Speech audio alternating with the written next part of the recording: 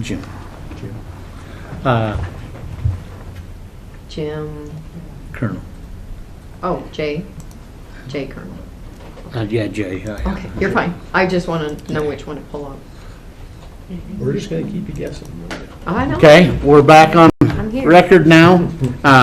We'll have the deputy clerk go ahead and swear participants in. Just stand and raise your right hand.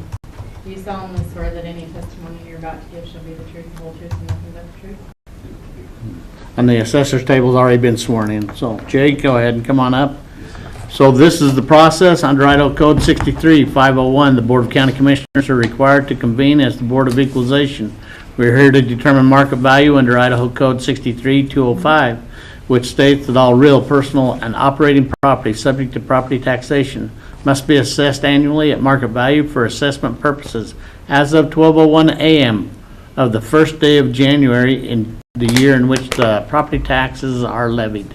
Furthermore, under Idaho Code 63-502, the function of the Board of Equalization shall be confined strictly to assuring that the market value for assessment purposes of property has been found by the assessor, and to the functions provided for in Chapter 6, Title 63, Idaho Code relating to exemptions from taxation. The taxpayer shall have the burden of proof in seeking affirmative relief to establish that the determination of the assessor is erroneous. A preponderance of the evidence shall suffice to sustain the burden of proof. We are here to discuss the market value of the property, the condition, the state, or information that is relevant to this topic. This is fact and not opinion.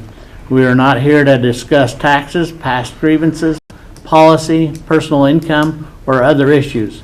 If you do not stick to the discussion as required or requested, your time will be reclaimed. The hearing will go as follows. The property owner will have 3 minutes, and then there will be, the assessors will have the opportunity to ask questions, and then the assessor will have 3 minutes, and the property owner will have an opportunity to ask questions, and the rebuttal will be in 2 minutes. Be kind, direct all questions to the board. If your comments, or if your conduct gets out of line, you'll be warned, and if you're warned a second time, you'll be asked to leave. Go ahead and state your name for the record, and then It's your 3 minutes will begin. Stuart J. Colonel. I go by J. Okay. So my time starts? Yes. I think I'll end up turning over some time to you.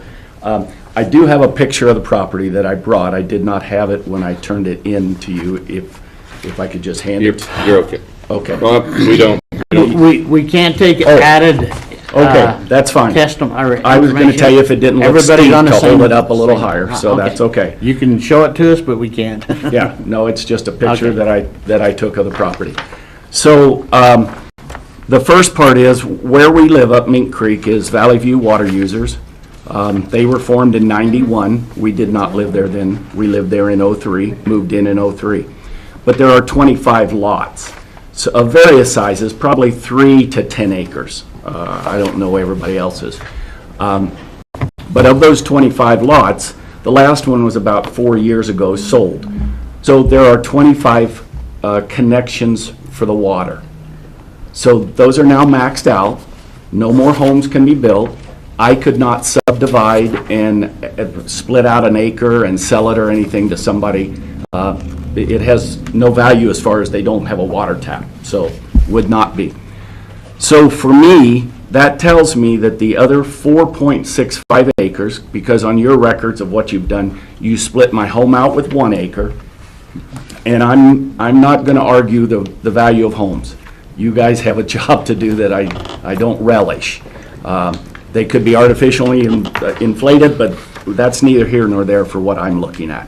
What I'm discussing is the fact that the 4.65 acres previous, last year, you have valued at $87,000 and change. You have imposed, or you're proposing, a 91% increase in the value of the 4.65 acres to $166,000 and change. So it takes it from $15,000 and some change per acre of a steep hillside, junipers, sagebrush. to 29,000, I believe 478, of still a steep hillside, junipers, and sagebrush. I know that you had asked, or I think it was more concerning the home, is that I needed to come up with comparables and that type thing. I called a friend yesterday, he's a realtor. His name is Jim Johnston. And I said, Jim, I'm scrambling to figure out comparables. Can you help me? And he knows right where I live. He said, I can't because I would not have any comparables for you on a steep hillside, junipers and sagebrush that cannot be developed. You can't put a well in there. That's against the covenants. We're a community well of the 25 homes. Is that my 3 minutes? 3 minutes. Sure. Okay, questions? Okay, your 3 minutes begin now.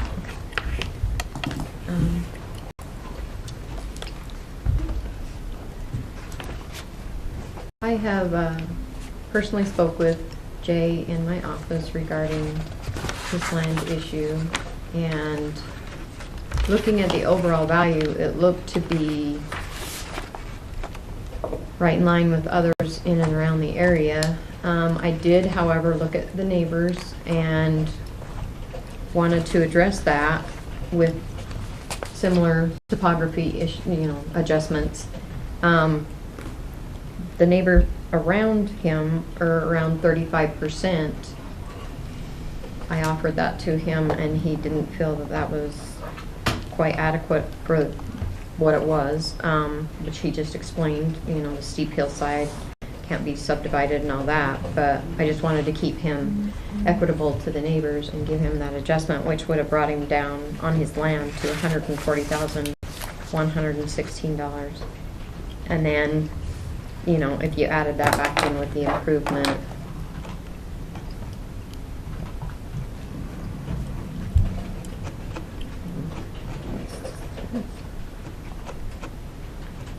would have been, sorry, I thought I had that written down, but I didn't.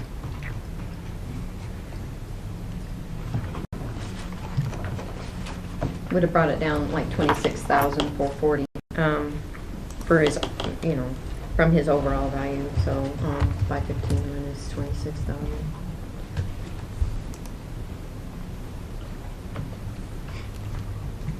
Quick math here.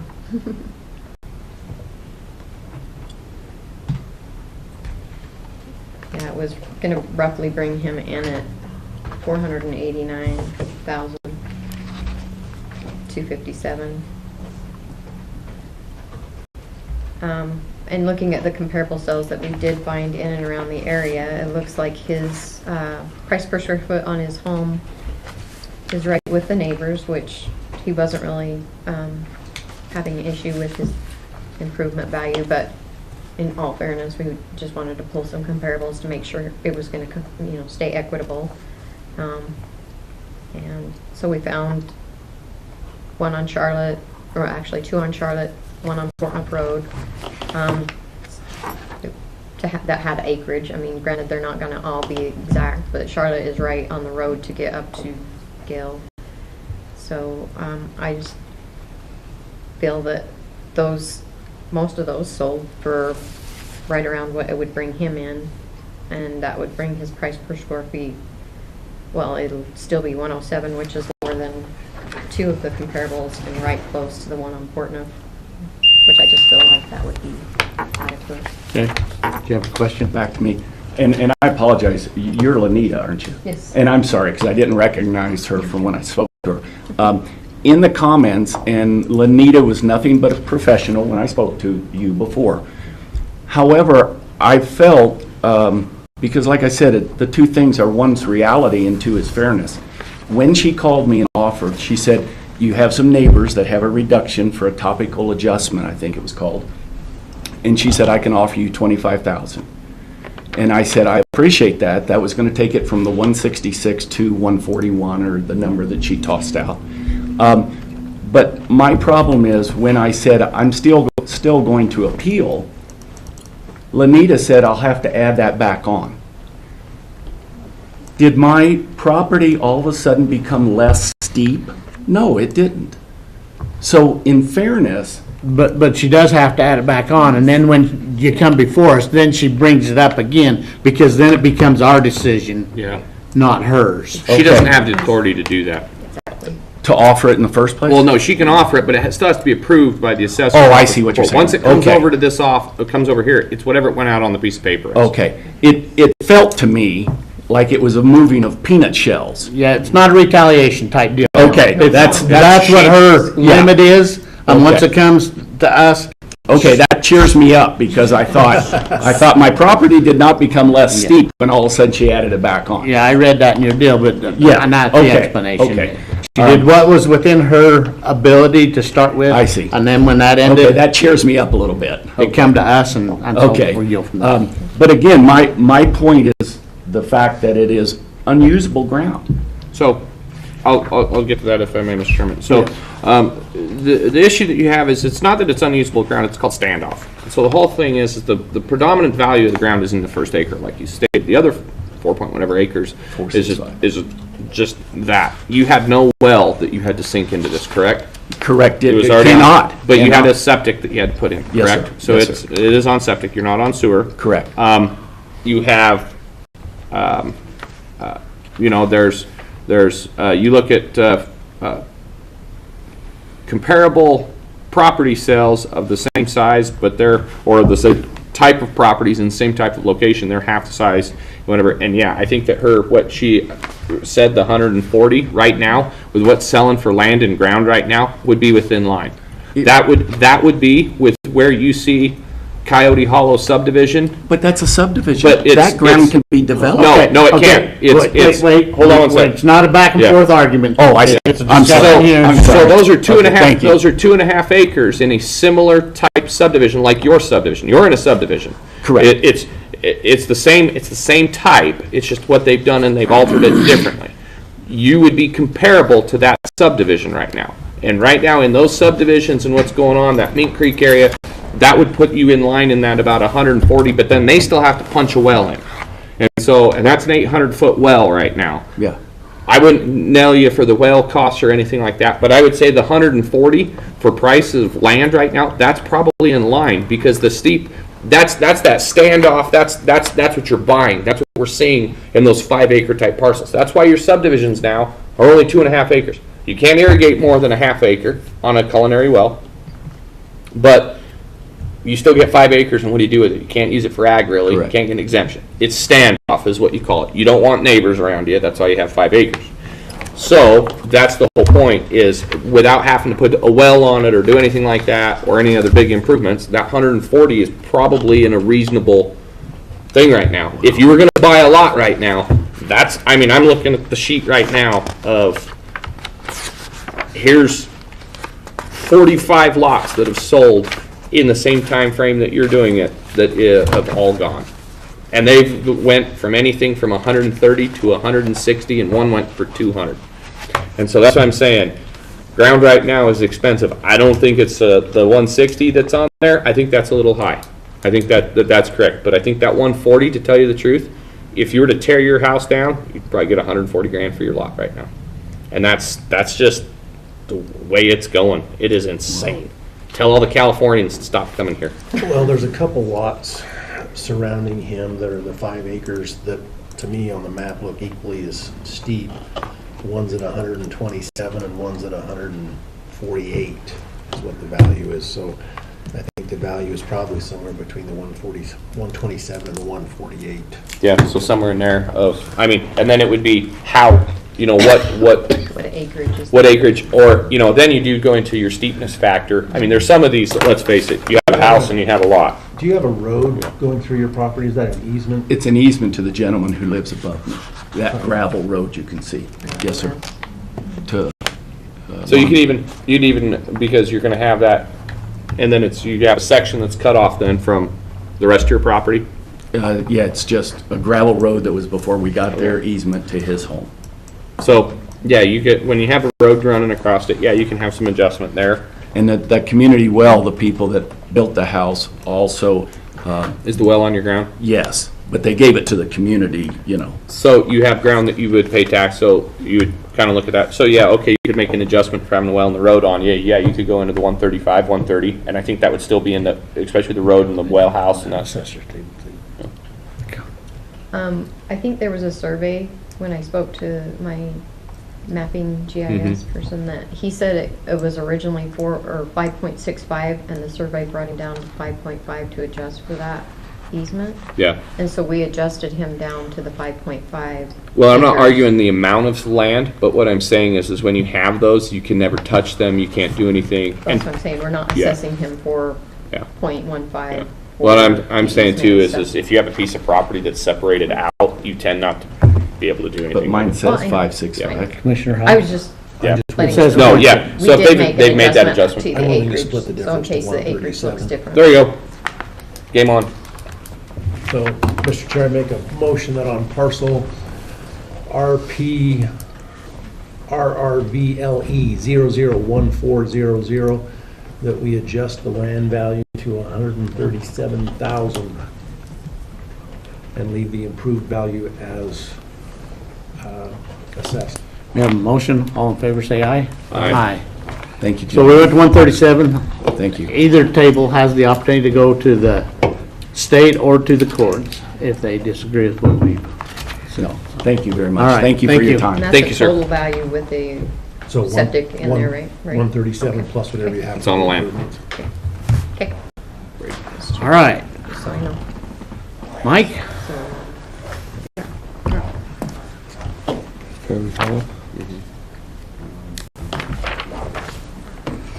Please introduce yourself and your 3 minutes will begin. My name is Mike Bartlome. You should have it under Bartlome Living Trust as the number or name on the thing. Okay. You ready for mine? Yes. Okay. You have a copy of my appeal packet. Straightforward. I believe, I'll just throw this in there, it's not in my speech, but I believe you've seen something very similar yesterday. I Yesterday? like the concept of open space and No, you're one of these appreciate guys. Bannock County's efforts to preserve open space. I enjoy the open space that I have on my land currently. My property adjoins a 5.95 acre of designated open space to the southwest, 235 acres of BLM land to the north. 4 other nearby landowners have a combined 60 acres of natural space. One of my concerns is being able to straddle my property line, put 1 foot on the adjacent parcel of nearly 6 acres that has a assessed value and tax of 0. But my other foot, which is on my property,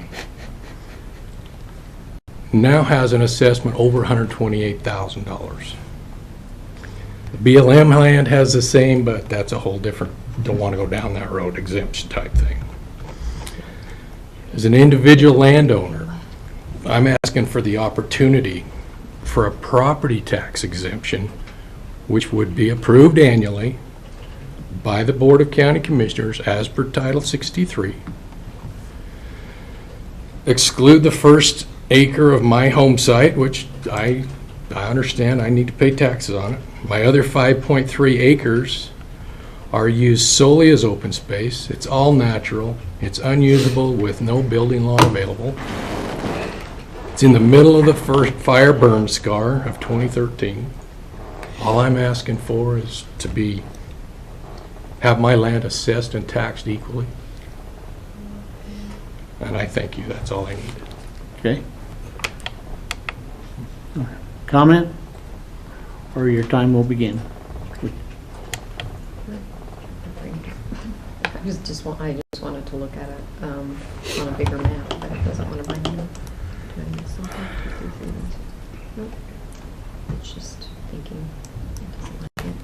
Didn't like that first one.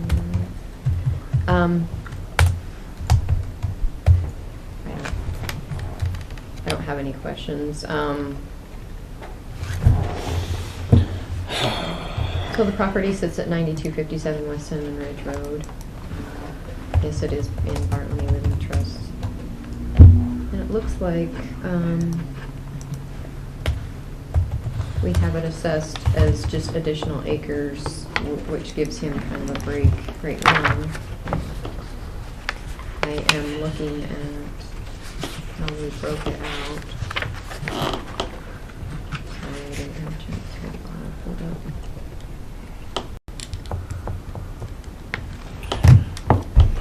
Okay, never mind. I think we just lost the internet in this room. Yep, I was like, Yep. well, We just never lost mind. the internet. So hold on, Mr. Chairman, if I may, I'd like to address this. So I completely agree with you, but unfortunately, Idaho Code 63 doesn't allow a taxation that is not authorized under the state as where Dillon's rules state. So you would have to show an undue hardship due for reasons. Your land, if you heard my last spiel for your $125,000, is correct. What should happen though is that open space should be taxed, and I don't know why it's not. And it's something that, no, it should be. And it's not taxed right now, it has no assessed value to it. So that value of all of that open space should be treated like any other lot, because it has the ability to have ag production on it and other things used for it. You just can't build a house on it. The other thing is your first lot only had a building right assigned to it, because under subdivision ordinances and code, you must have at least 5 acres or open space equal to provide for the building right, which is actually the monetary value of your property. So, you would not get a tax exemption under it because the commissioners have no authority to do that. That's outside the law, and I'm not, as much as I love everybody, I'm not going to jail for you, man. But what I will say is you make a very valid point in the open space. Now, in this hearing, under the Board of County Commissioners, if cause to be made to be raised or the cause to be made to be lowered, I believe the open spaces in these subdivisions shall be raised, this Board of Equalization. Those boards, we need to take them, and until they can show agriculture production or ask for an ag exemption, the open spaces should be assessed, but you subtract off the building right capability, so probably at a 25 to 50% of the land value of what your normal lots would be. You are 100% correct. That lot still has an intrinsic value because that open space had to be used and dedicated for those developers to make the money to sell your ground. There's still value to it. Your lot, in thinking that it's valued at $125,000, your value is all in your first acre. Your other acre was just so you could build your house and have some standoff, and that's because that's what state we have to do in rural residential and rural suburban. I couldn't look and see what your zoning is. But the open space cause has been made to be raised, and this is one of those things. In all of those parcels, there needs to be a value assessed in this Board of Equalization, and you are correct. I agree with you, and this is something that we've started to see, and I don't know why. It's not a nominal value. It can be used for agriculture production. It can be used for recreational purpose. Yes, under our ordinances, you can use it for ag production. So if you wanted to go take that open space, and the owner has to give you permission, who owns your open space right now? I was going to look to see who has it in their deeded name. Me. So your open space, It's mine, you own all of it. correct. The entire, everything up on that hill. Everything. You have the ability to graze cattle on it. You have the ability to till it. You have the ability to irrigate it under our ordinance. You have the ability to have dry land graze at $75 an acre is what it can be assessed at. But you are 100% correct that open space should be taxed. That's the whole problem. Is open space is standoff. Open space is not just this. It still has a value, because if you're the one that made that development, so you made the development, It's the developer development. ceded it to you. correct. So how many acres of open space do you have total? 5.3, 5.3. And then your lot, how and many? then the lot's 1 acre. 1 So I acre. got a total of 6.3. So you have deed restricted ground. Your lot, let me ask you again, your lot of open space, you have a lot, I can't look at this on the computer right now because it's not there. It just So you- came back up. Okay, thank you. So you have a lot. So in your subdivision, there's open Not space. in a subdivision. You are in a subdivision. Every single piece of property that is not in an agriculturally zoned area is a subdivision under Idaho code. You are in a subdivision. It is a plotted subdivision. So therefore, your subdivision has a designated amount of open space. Okay? Your lot is your lot. Is there a deed restriction on your open space on your lot? So your 5.3 acres, you could go back and build a shed or a shop anywhere on your ground, correct? Believe so. So that is not open space. So this is the other problem. We don't know what a true definition of open space. Open space is the land that is held by the developer for that. Your lot is valid ground. You cannot subdivide it. You have 5.5 acres. You could bring cattle in and you could run cattle on it then. And you could have your property assessed at $75 an acre for dry land graze, even if it's like this. As long as you have 5 acres to do that, you can do that. Now, your CC&Rs might get pissed at you.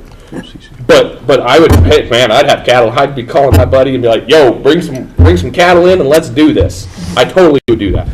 The whole thing is now open space is the ground that is required by deed restriction that cannot be built on. That was what was needed to build your subdivision. So that ground, yes, if it is not taxed, it needs an assessed value placed on it. But this argument of your ground being open space, it is not open space. That is a platted lot that was required for you to get a building permit to build your house.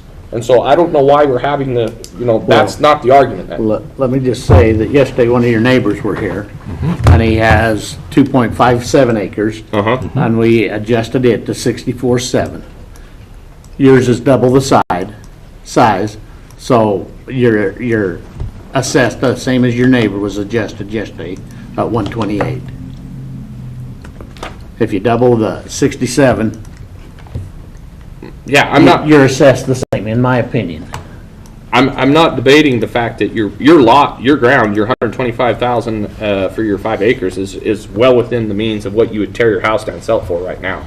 Now, the other open space in that subdivision that's required, I'm looking at it because I was the one that approved that subdivision when they came in and redid some of that stuff. Yeah, if there's any open ground to the developer that's not being taxed, no, it needs to be taxed at the full rate. But I don't see the land value of what the argument then is not a correct argument to be making in the Board of Equalization. This is an argument that needs to be made and cause to be raised for your neighbors to have all that open space raised, because it is. So I would ask for a motion. Mr. Chairman, on parcel number RPR 401-302-3316, I move that we uphold the assessor's value at this time. We have a motion, all in favor say aye. Aye. Mr. Chairman, I'd also ask that the assessor's table, for the open space in that subdivision, that parcel, that number be brought to us for we may consider it for cause to be raised. Okay. So, like I told the other gentleman, you have the opportunity to appeal to the state, and you also have the opportunity to go to courts. But other than that, then this hearing is closed. What's the process? Go ahead. The forms will be available in the clerk's office here shortly, probably in the next 2 weeks. You may pick the forms up, you may file, you'll need to go to the Board of State Tax Appeals, and then or you may go to the district courts if you so choose. Okay. Thank you. Thank you.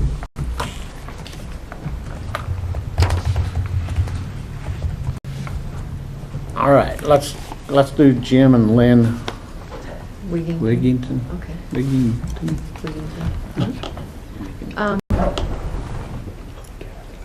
I had corrected that value in pre-BOE, and so the new total assessed value is $978,063. $978,063. I don't know why every time we're using right in the middle of one of these hearings, the internet dies. I know. Sorry, guys. I know, I'm trying to figure out What's going on? What's going on? I know, I'm trying to look this up. I was trying to switch over to my phone and it wouldn't connect to my phone fast enough, and finally it did. I thought it was just me. I was like, So, $100 difference? Is all, yeah. We corrected his whole upper level and Oh. got everything accurate, and it brought it down 100. Yeah, Okay. about 100. Yeah, I know, it's not a lot, but I told him, at least now we know everything's accurate, because he was missing we were missing all of his asphalt, so I added that back in. Okay. Or it probably would have came down more, but I wanted it accurate, so, yeah. Mr. Chair, on parcel Wiggington. RPRRMM2000100, I make a motion that we adjust the value based on the assessor's recommendation to $978,063. We have a motion. All in favor, say aye. Aye. Yeah, look at, oh, that's not much. All right, what was the other one that we I had? think we had Rashke. Robert. Yeah, Robert Raschke. What was your adjustment on that? We had brought him down to 585,000, right? Yeah, I think so. Let me look. That's not right. One second here. Round up to- I got it. You got it? Sorry, it killed my pro val when everything went down, so I'm trying to bring it back up. Okay, here we go. We went. from- Okay, yeah, we adjusted him down to 485,000 even.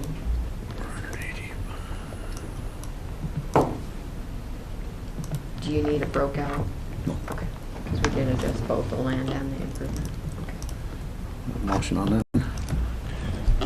Sorry, Mr. Chairman, on parcel number RPR, PIR 1001800, that we adjust the value to 485,000.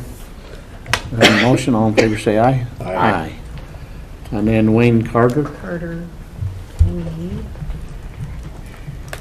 there was just a slight adjustment. It came down to $414,303.